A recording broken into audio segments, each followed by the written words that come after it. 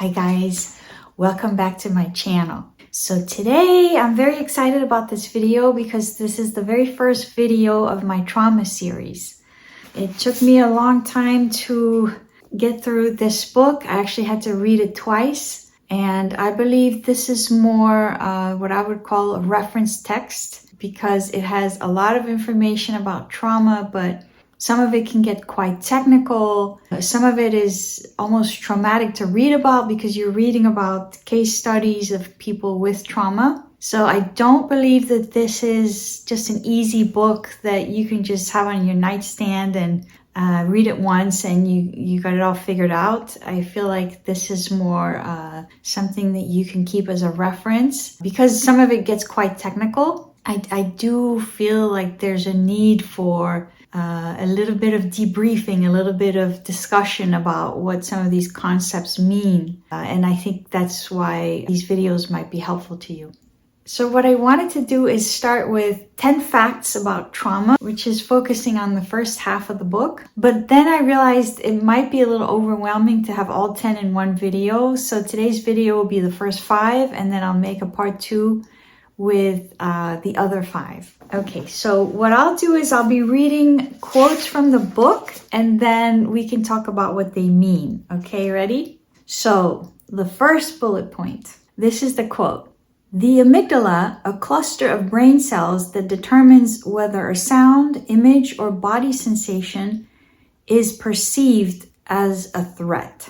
So that's one of the first concepts that's introduced in the book is the concept of the amygdalas. So if you can picture your temples and then you go a little deeper from there and picture these 2 almond-shaped entities in there. So these are called the amygdalas. They're very important because they are what I would call your emotional memory. So when you go through a traumatic experience, you're processing different things like sounds and sensations.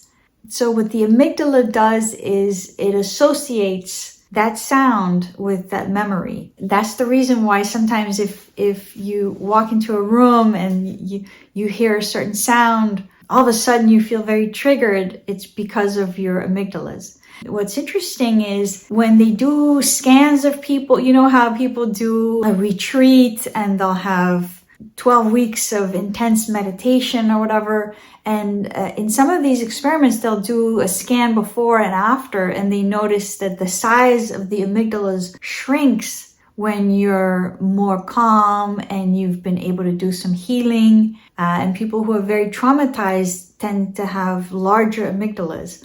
The concept of the amygdala, knowing what it is and what it does, is super important to understand trauma. So as I go through the next few bullet points, you'll see how all this ties in together. Okay, so the second quote is actually a series of quotes. These experiments are interesting. It's like they bring people in who have been traumatized by a specific incident in their life, and then they literally will trigger them to have a flashback by talking about what happened. And as they're having their flashbacks, they're getting their brains scanned with all these fancy tools such as functional MRIs, where they kind of see which parts of the brain are lighting up. So the first one of the second bullet point is the following. Our scans showed that Broca's area went offline whenever a flashback was triggered. In other words, we had visual proof that the effects of trauma are not necessarily different from and can overlap with the effects of physical lesions like strokes. So this is an important concept which has to do with the fact that when a person is traumatized, strange things start to happen in the brain, and one of the things is you can literally shut off blood flow to a certain area so that if you take a picture, it looks like the person had a stroke. And to me, that was really groundbreaking to read about this because I think as a person with medical training, we are definitely not taught about how trauma can mimic strokes, etc. So I think that that's still an area that's very cutting edge. So essentially in this paragraph, what he's saying is the person who had the flashback had a picture of their brain taken and their language center turned off. And this is important because a lot of times, you know, when somebody is attacked or whatever, people will say, well, why didn't you call for help? Why didn't you scream? Or after the event happened and people are saying, well, what happened? Tell me about it. If your language center is turned off, that could really interfere with your ability to talk about what happened and your ability to speak when you are in that moment of being attacked or being traumatized. So I just thought that that was a very important paragraph in the book. He goes on to say, trauma by nature drives us to the edge of comprehension, cutting us off from language based on common experience or an imaginable past. So this is just reiterating that because it cuts off language, it makes it very difficult to talk about what happened and find the words to describe what you went through in the experience. And I think that's huge for us to understand that part.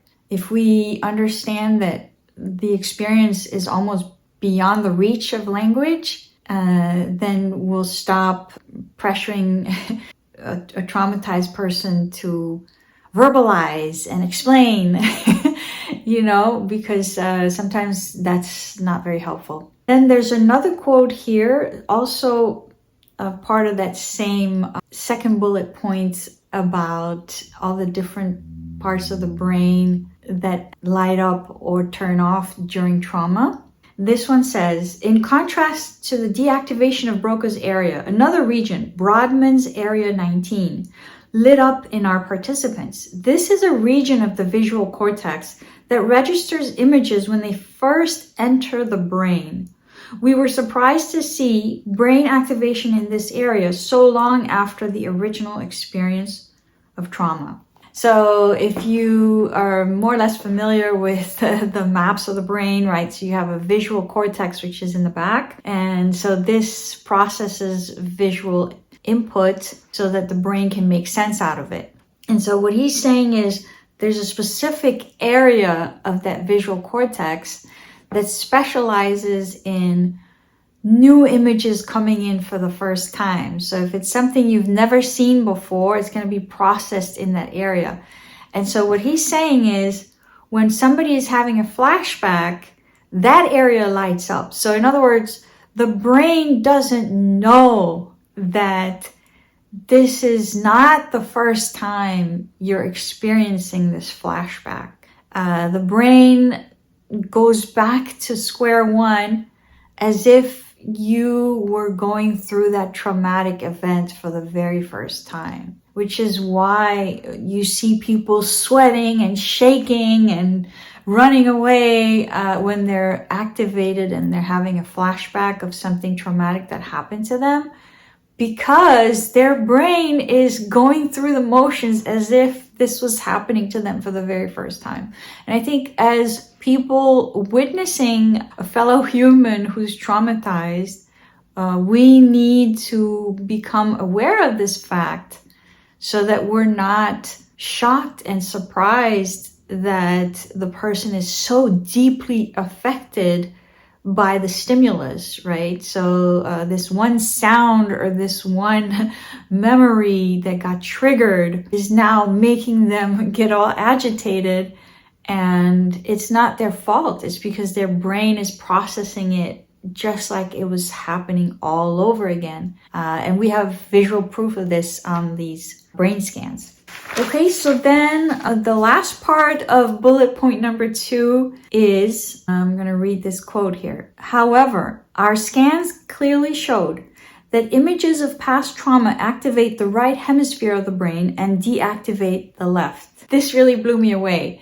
So in addition to all these things like turning off the language center and experiencing the visual stimulus as if it was the first time, there's this other aspect, which is that the brain, when you are having a flashback or your trauma memory is activated, ends up deactivating the left hemisphere, which is the rational thinking, and activating the right side, which is your creative side. So this explains a lot, right? Because when somebody, let's say, reminds you of your past abuser, and when you're in contact with that person, every time they say something, it triggers you.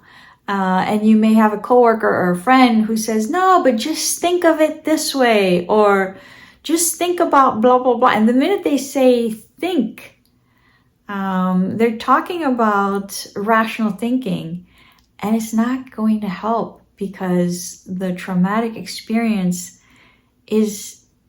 has to do more with the right side of the brain. So he says, no matter how much insight and understanding we develop, the rational brain is basically impotent to talk the emotional brain out of its own reality. To me, this is amazing information, because I think our society is very rational, right? And you hear a lot of people say, well, just don't let it get to you, or just think about this and think about that. And it's like, no. Guys, look at this information here. It contradicts the way we try to heal things, right? It's just, we tell people to talk about what happened. We tell people to think rationally.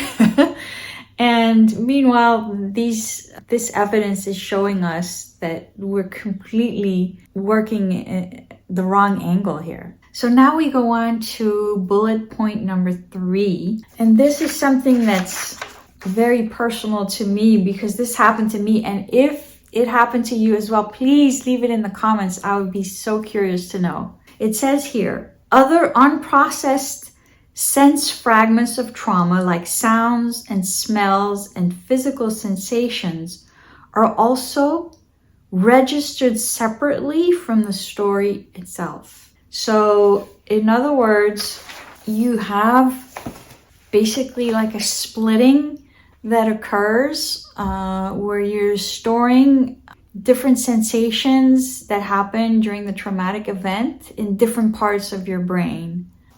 Okay, so now we move on to the 4th bullet point, which says, in PTSD, the critical balance between the amygdala, smoke detector, and the MPFC, watchtower, shifts radically, which makes it much harder to control emotions and impulses. So this is a key concept when you talk about trauma, right? So you have, if you think about the brain tissue that's right here in your forehead, this is what he calls the MPFC, medial prefrontal cortex, and he refers to it as the watchtower.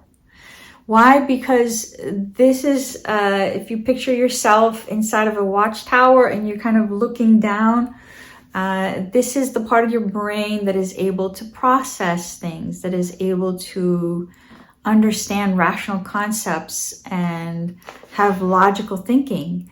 So this part of your brain is observing what's happening and saying, ooh, this is very triggering to me, or I'm feeling quite calm right now.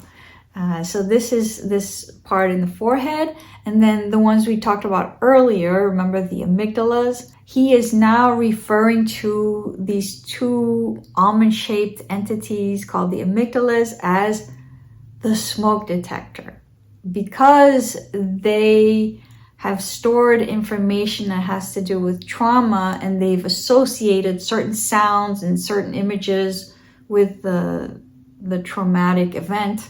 Because of this, anytime they get triggered, it's like an alarm going off saying, you're not safe, run, do something. So that's what the amygdalas are doing. And so what he's saying here is there's supposed to be a balance between the amygdalas and the prefrontal cortex, where you feel activated because of a sound or an image, but then your rational thinking steps in and says, wait a minute, I think I'm being triggered because of this.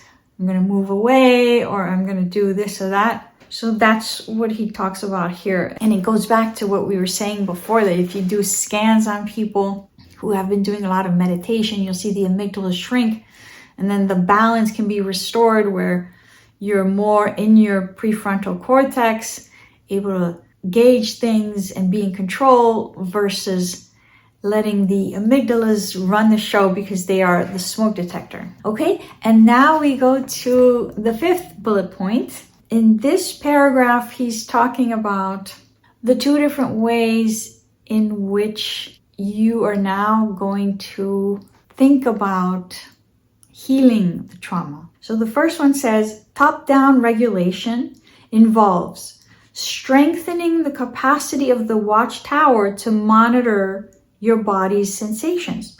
Mindfulness, meditation, and yoga can help with this. So this is the part where you step back and you ask yourself, how am I feeling right now? And it's like getting into your medial prefrontal cortex to assess how you feel and what sensations are coming into your body at that moment. And then he goes on to say, bottom-up regulation involves recalibrating the autonomic nervous system. We can access the autonomic nervous system through breath, movement, or touch. Breathing is one of the few body functions under both conscious and autonomic control. So now he's getting into this sort of idea that we have this watchtower, we have the smoke alarms, and then we have our autonomic nervous system, which is all the nerves that control things like heart rate, breathing, digestion, etc. So he's saying basically you have top-down regulation where you're trying to strengthen the watchtower. So this is things like mindfulness, where you're trying to become more aware of what's happening in your body. And then the other one is things to do with touch and breath work that will directly affect your autonomic nervous system, like how you're breathing, how your pulse is, and then that will come back and feed into your brain so that it can bring back a signal to say, okay, we're okay, so that the amygdalas can calm down. So these are some of the important concepts. So I've only gone through the first 5 important concepts. So I will make a part 2 video where I go over the next 5. And then the video after that will have to do with healing modalities. So I hope this has been helpful to you guys. And don't forget to leave some comments so we can start exchanging stories about how trauma has affected our lives and how we're going to heal it. Till next time, happy reading!